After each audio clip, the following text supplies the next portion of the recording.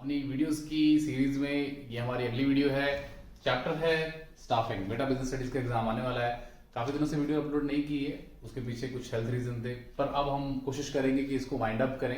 6 chapter हमारे major chapter जो थे काफी हमने डिस्कस कर लिए ऑलरेडी वीडियोज में, बट ये अब चैप्टर्स जो चलेंगे वो वेटेज रखेंगे, पर हम टू द पॉइंट बात करेंगे जहां जहां जो एग्जामिनेशन पॉइंट ऑफ व्यू से इंपॉर्टेंट है। चलिए डिस्कस करते हैं स्टाफिंग को। स्टाफिंग क्या है बेटा? जब हम एलिमेंट्स ऑफ मैनेजमेंट की बात कर रहे हैं, हमने सारे एलिमेंट्स डिस्कस किए, प्लानिंग, ऑर्गेनाइजिंग, उसके बाद बात किसकी आएगी?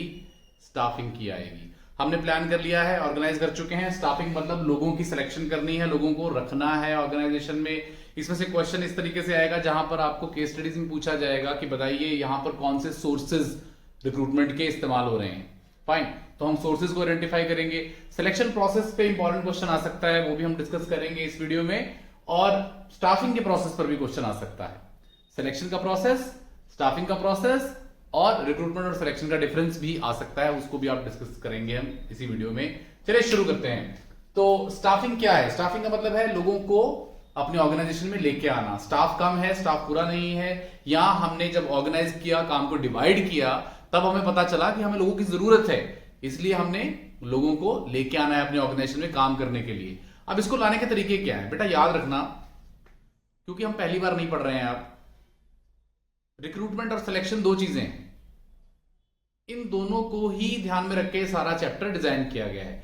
जब आप कभी लोगों को अपने ऑर्गेनाइजेशन में आने के लिए एक तरीके से इन्विटेशन देते हैं, जब आप एडवर्टीजमेंट दे रहे हैं मार्केट में, that is called as recruitment. और जब उस सारे लॉट में से आप लोगों को चुन रहे हैं, उसे क्या कहा जाता है? सिलेक्शन। मैं दोबारा कह रहा हूं, जब आप एक तरीके का इन्विटेशन दे रहे हैं कैंडिडेट्स को कि आप अप्लाई करिए हमारी ऑर्गेनाइजेशन में आने के लिए, that is called as recruitment. अब जब जो एप्लीकेशंस हमारे पास आई हैं उनमें से हम लोगों को छांट लेते हैं, उसे क्या कहा जाता है?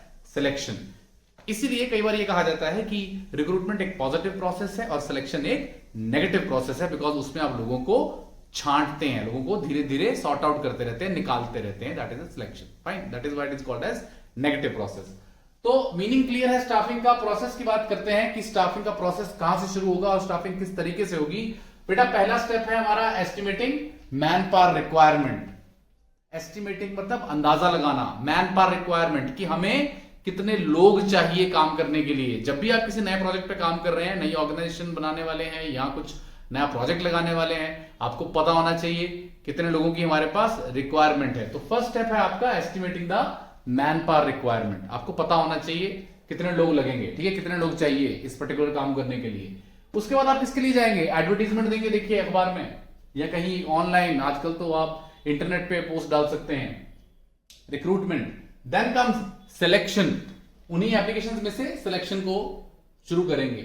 फिर जितने भी सिलेक्टेड कैंडिडेट्स हैं क्या करेंगे? उनकी प्लेसमेंट एंड ओरिएंटेशन करेंगे। बेटा प्लेसमेंट मतलब चुने हुए कैंडिडेट्स को एक जगह पर या जहां पर रिक्वायरमेंट है वहां पर उन्हें भेज देना, उन्हें प्लेस कर देना कि भैया आज से तुम्हारा ये काम होगा, ये काम तुमको संभालना है। और ओरिएंटेशन का मतलब होता है ऑर्गेनाइजेशन को ज्वाइन करने से पहले उनको एक इंडक्शन प्रोग्राम में लेके जाया जाता है, जहां पर बताया जाता है काम कैसे होगा।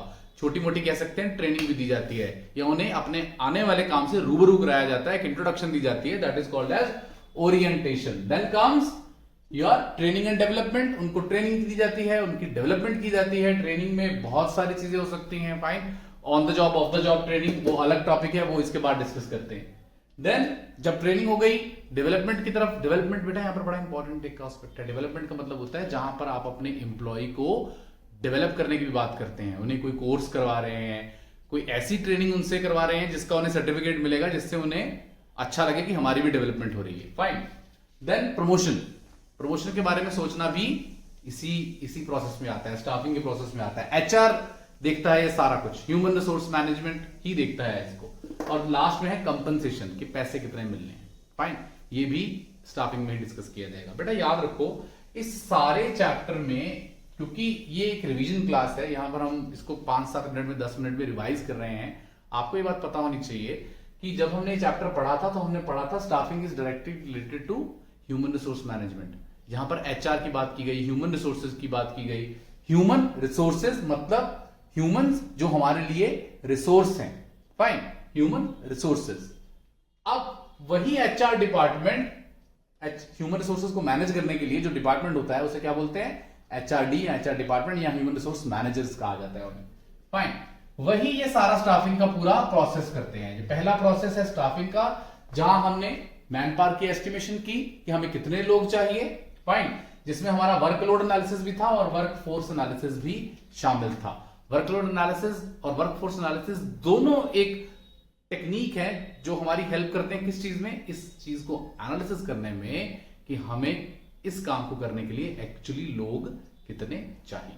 तो workload analysis and workforce analysis, बाकी के स्टेप सब क्लियर है। एक बार क्विकली रिवाइज कर देते हैं। एस्टिमेटिंग मैन पावर रिक्वायरमेंट्स, उसके बाद सिलेक्शन के लिए, उसके बाद रिक्रूटमेंट के लिए जाएंगे, फिर सिलेक्शन होगी, रिक्रूटमेंट के बाद हमेशा सिलेक्शन होती है, फिर प्लेसमेंट एंड ओरिएंटेशन, ट्रेनिंग होगी उनकी, फिर उनका परफॉर्मेंस अप्रेजल होगा, मतलब उनके किए हुए काम का अप्रेजल होगा, चेक किया जाएगा उन्होंने काम कैसा किया। अच्छा किया तो उनको रिवॉर्ड मिलेगा, बुरा करेंगे तो फिर उनको थोड़ी सी डांट भी हो सकता है, बड़े उनकी रिपोर्ट में लिखा जाएगा कि इस साल इन्होंने काम अच्छा नहीं किया, that is appraisal. Fine, promotion अगर मिलती हुई तो ड्यू हुई तो अप्रेजल के बाद उन्हें प्रमोशन मिलेगी, और कंपनसेशन की डिसाइड करना कि कितनी पे उनको मिलनी है, कितने वेजेस मिलने हैं, ये भी इसी का पार्ट है। तो ये था हमारा पहला प्रोसेस ऑफ स्टाफिंग। दूसरी बात है सोर्सेज ऑफ रिक्रूटमेंट। सेकंड जो पॉइंट या सेकंड टॉपिक जो इस चैप्टर में से इंपॉर्टेंट है बेटा, जिसमें से केस स्टडी पक्का आती है, वो है कौन से सोर्सेज हैं रिक्रूटमेंट के।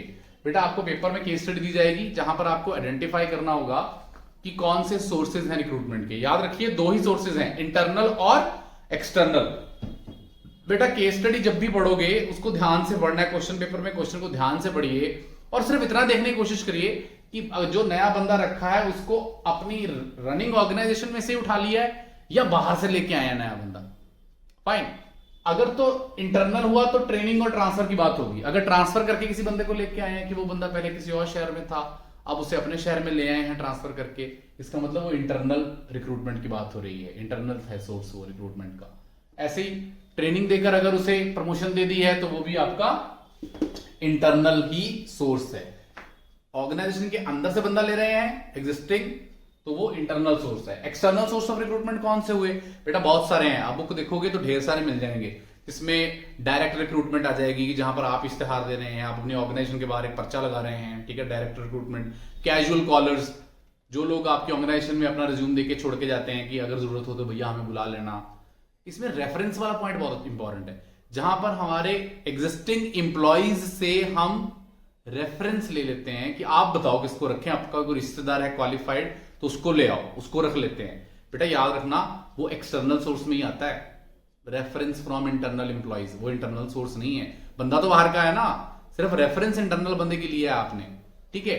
तो ये सारे आपके एक्सटर्नल सोर्सेज में आ जाते हैं। कॉलेजेस में जाना, कैंपस में जाना, कैंपस प्लेसमेंट करना, फाइन।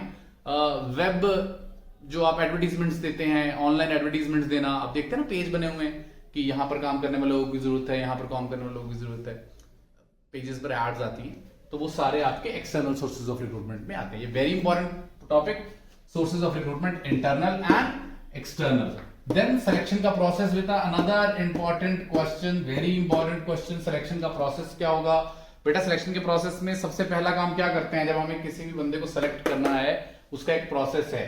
सबसे पहले आती है प्रिलिमिनरी स्क्रीनिंग। प्रिलिमिनरी मतलब शुरुआती, स्क्रीनिंग मतलब जब आप ध्यान से उस बंदे का भी रिज्यूमे ही देख रहे हो, जिसका बंदा नहीं आया आपके पास, ठीक है, कैंडिडेट नहीं आया आपके पास, आप सिर्फ उसका रिज्यूमे देख रहे हो, उसकी स्क्रीनिंग किया आपने। स्क्रीनिंग मतलब बेसिक की हमारे काम का भी है या नहीं है। सपोज काम का नहीं है तो छोड़ो, अगर काम का है तो अगला पॉइंट क्या होगा, प्रिलिमिनरी स्क्रीनिंग हो गई। अगला पॉइंट है सिलेक्शन टेस्ट, लोग जाते हैं ना टेस्ट देने, है ना। अगला पॉइंट होता है सिलेक्शन टेस्ट। हर जॉब के लिए, ऑलमोस्ट हर जॉब के लिए, गवर्नमेंट जॉब के लिए ज्यादातर आपके सिलेक्शन टेस्ट रिक्वायर्ड होते हैं, मैंडेटरी होते हैं। जिनका टेस्ट भी क्लियर हो जाता है फिर वो कहां जाते हैं, इंटरव्यू के लिए जाते हैं, जहां पर चेक किया जाता है कि बंदे की कम्युनिकेशन स्किल कैसे हैं, कुछ आता जाता भी है नहीं आता। ये भी चेक किया जाता है कि इसका कोई रेफरेंस है। रेफरेंस यूजुअली बेटा सिफारिश को नहीं कहते, रेफरेंस का मतलब होता है looking for people who can vouch for you.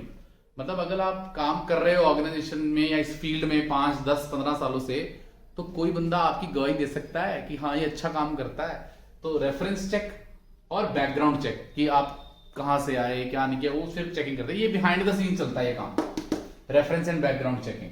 जब ये हो गया तो फिर आप फाइनल सिलेक्शन कर लेते हो बंदे की। सिलेक्शन के बाद आप उसका मेडिकल करवाते हो, एक फॉर्मल है ना, मेडिकल करवाना पड़ता है हॉस्पिटल वगैरह से जाके।